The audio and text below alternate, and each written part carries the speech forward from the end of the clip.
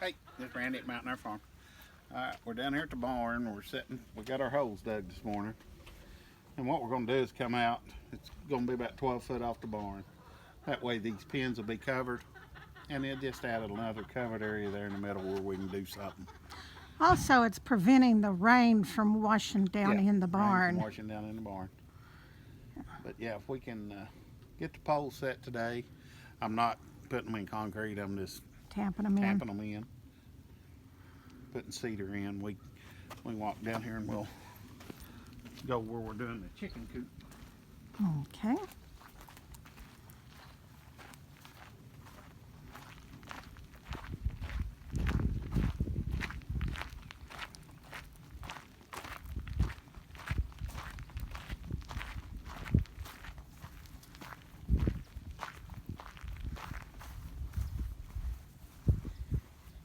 Now this area has been everything from a cattle catch pen to horse pens to round pen, pig pen, garden, Garden.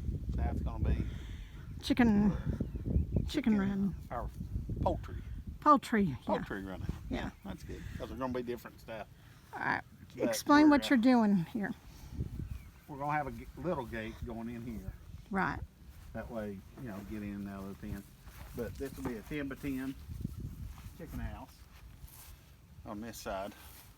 And I'm going to make it where the big door's in the back. I'm not going to put a floor in it. I'll probably put that gravel. Something I can come in here with my tractor and rake out and clean out. Right. It'll be a whole lot easier to keep it clean. And then it'll be all enclosed for a chicken house. Then this is just going to be like a covered run. I mean, for stuff to hang out in the shade, you never know. And it's what, a 10 or 12 by 12? 10 by 10. 10 by 10? Yeah, it'll be a 10 by 10. Run out over here on this side. Well, and a place for them to get out of the weather. Yeah. Well, Yeah. if we ever get like a miniature donkey or miniature horse or something, we can Have a they'll have little, a place to go into. right. They won't be trying to go in our chicken house and sleep. True. But And then the fence is going to run off this one corner down to that corner. And we're going to till this up and we're going to put sunflowers yeah, in here like a 12 or 6 foot wide strip. Just something, just for a boundary. And I love sunflowers. Yep. And then it's going to go back here to this one corner. Set across back here in the back, go up, connect onto that fence there. And we're going to have like a 12 foot gate there, so if I need to get the tractor in here, we can get the tractor in here. That's them big old logs that I can't split on my splitter. They're just too big where they've done the logging. So I just stacked them up and I figured chickens could get on them or whatever. Something to play on. And we'll put us a little duck pond in. I'm going to get a liner. Dig the holes and we'll put the duck pond in, and then that way they'll have water to get into. right. We'll rig up on the back side of the chicken house. We'll put gutters on it, and that way we'll have water here for the Ducks and ducks and the chickens and whatever. Just have it run into a trough. That way we won't have to worry about dragging a hose out here to water them all the time. And this is, I mean, this ain't going to be built in one day or 2 days. No, This is probably a month-long project. probably.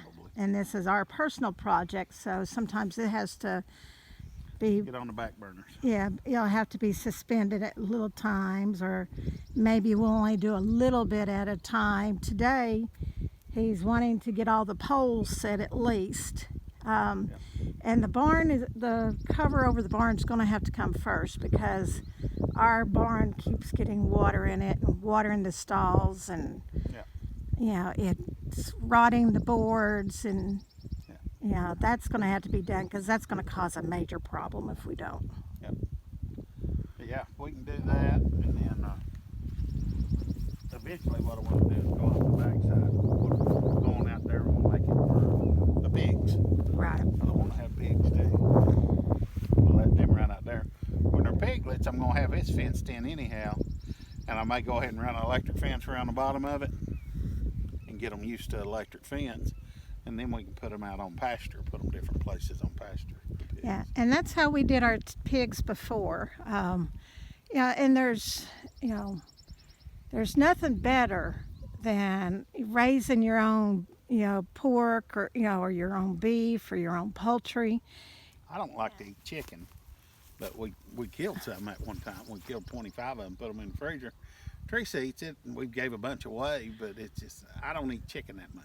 Now, he's not a I chicken like eater. pork or beef or something like that. Right.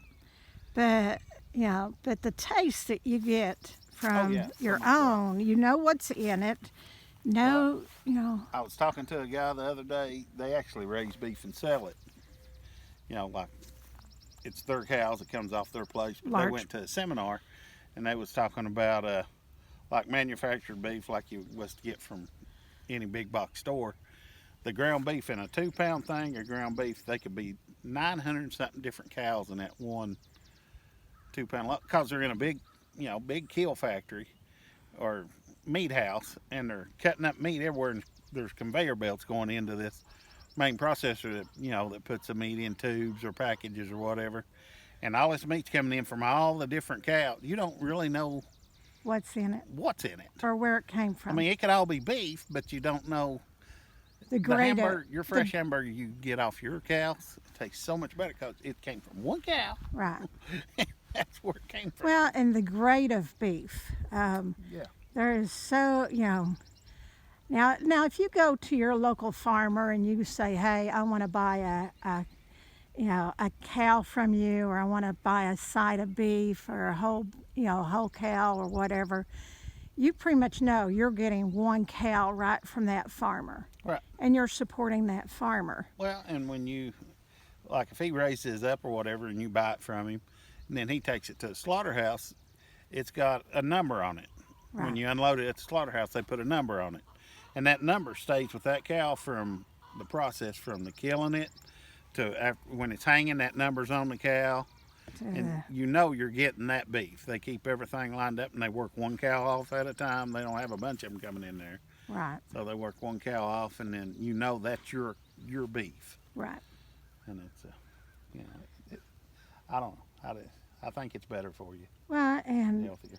I think we, as a I mean, nation, we don't look that healthy, well, no, but but you don't have high blood pressure. You don't Yeah. have, well, not bad. not bad. No, but I mean, but you don't have diabetes or major things. So, but it's- I think as a nation, though, we need to get back to our roots. We need to get back I to, want to be more self-sufficient. self-sufficient. Everybody needs to be self-sufficient. I mean, this day and time, you never know really what's going to happen. Another virus breaks out.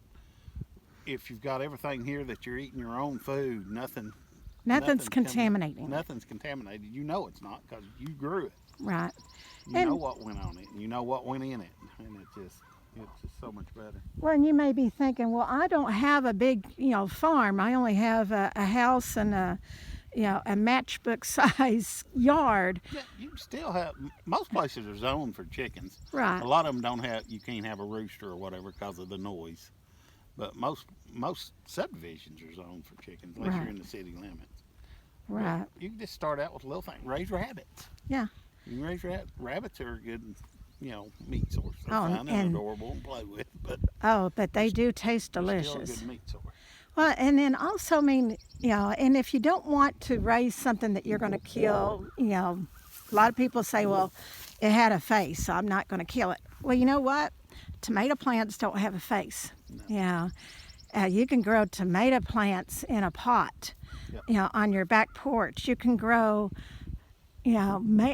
everything except for corn, but you can grow, peppers in a pot. You can grow squash in a pot. You can grow anything. Yeah, you can grow anything in pot. Yeah. But we're just rambling on. That's just Yeah. what we're doing. We're hoping soon we're going to get us another camera where we can set it up and just let it run, and we can do some action shot, building stuff. Right now the battery on our cameras don't last that long, and Yeah. it just don't work out. Now, well, I mean, Eventually and, we'll be able to get us another camera where we can actually show what we're doing Right. instead of just telling you what we're doing, Yeah. instead of us talking. but I mean, we'll get there. Yeah.